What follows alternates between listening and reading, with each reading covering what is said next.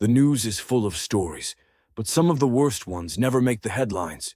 They happen in texts, living rooms, late-night calls, sleepovers, and classrooms. I'm Lobo, and I read patterns for a living.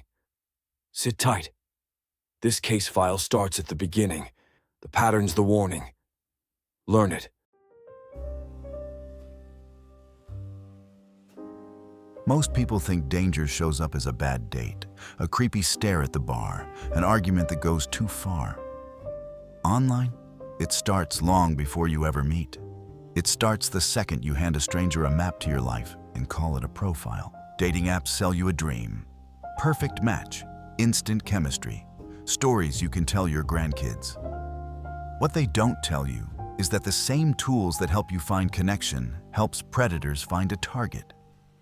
You think you're curating a cute little snapshot of your life. Predators see a dossier and craft their next course of action. Your photos, bar in the background, gym logo in the mirror, street sign behind your smile.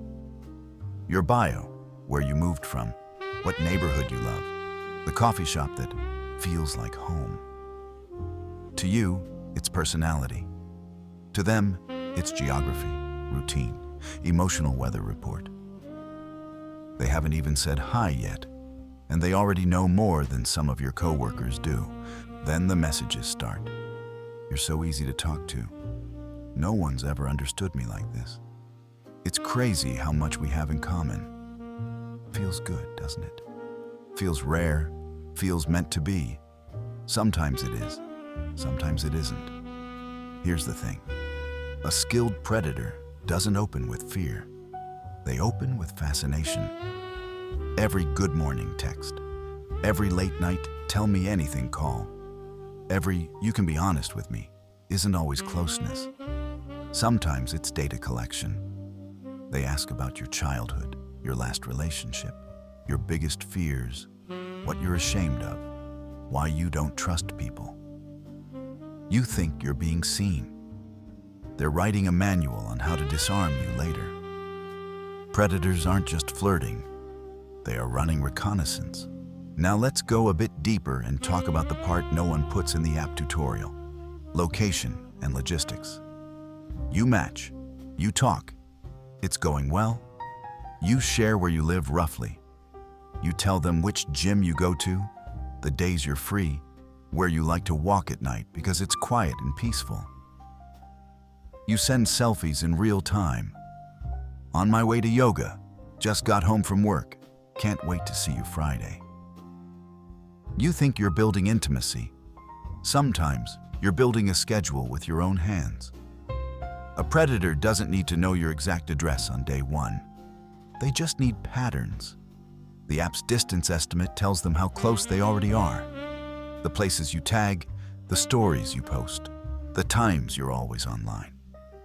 Tell them when you're home, when you're out, when you're probably alone.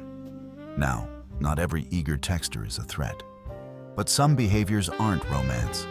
They're reconnaissance and control in costume. Watch the early digital red flags. Flag 1. They push to move off the app fast before you know anything real about them. They say the app is too noisy. They want your number, your Instagram, your Snapchat right away. The more platforms they move you onto, the more angles they have to watch you. Flag 2. They get irritated if you don't reply instantly. They joke about you ghosting, test your guilt with lines like, "Guess I'm not a priority," after a few hours of silence. They're not just needy. They're measuring how easy it will be to train you. Flag 3. They want details you wouldn't share with a stranger. But you forget they are a stranger. Exact work location, your route home, where you park, which nights your kids are with their other parent. Everything is wrapped in concern. I just want to know you're safe.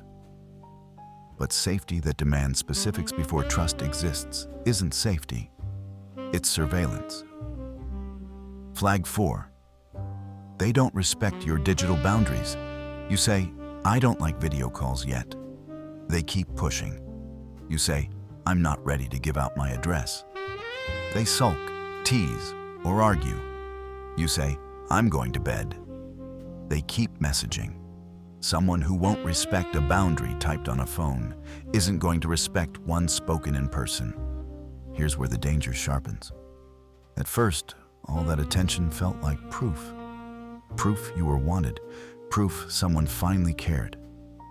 Then it starts to feel like checking up. Why were you online but didn't answer me? I saw you liked someone's post.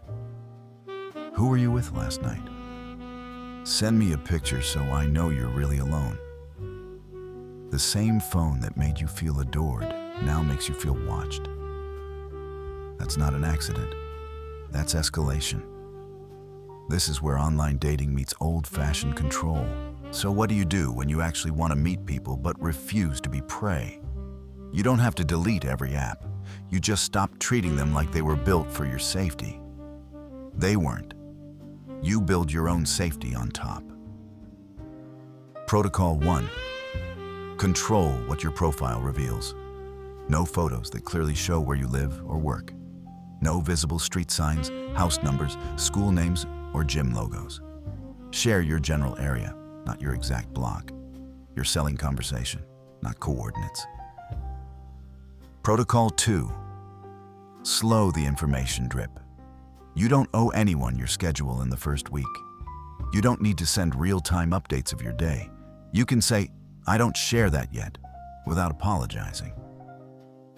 Healthy people respect pacing. Predators get frustrated by locked doors.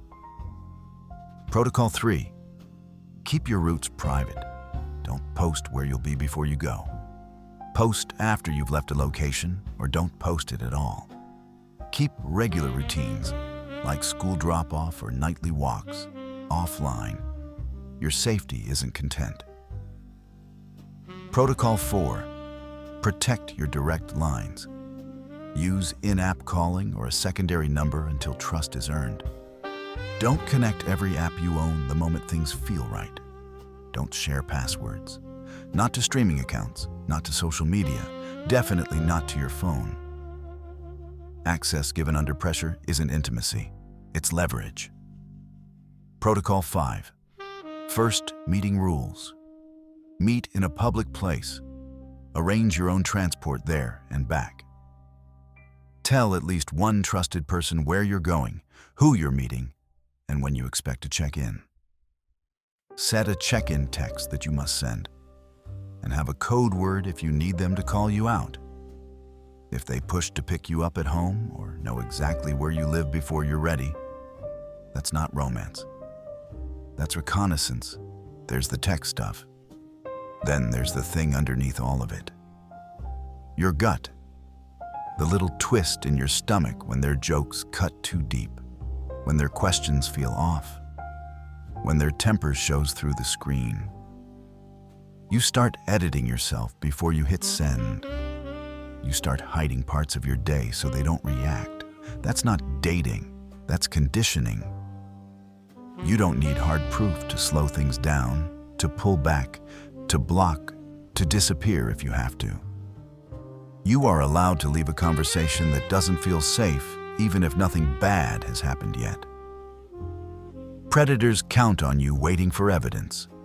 Your instincts are already evidence. Online dating isn't the problem. The problem is pretending everyone on the other side of the screen wants what you want, values what you value, means what they say. Some do, some don't. Your job isn't to live in fear. It's to stop handing your whole life to someone you've never met and calling it being open. Control your profile. Control your pace. Protect your roots. Listen to your gut before you listen to another "Good morning, beautiful." That's not paranoia. That's survival. Stay sharp.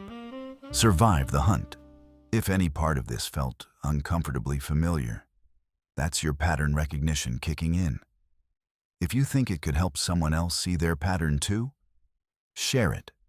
Like the video. Subscribe to keep these briefings moving through the pack. The more people know, the harder it is for predators to hide.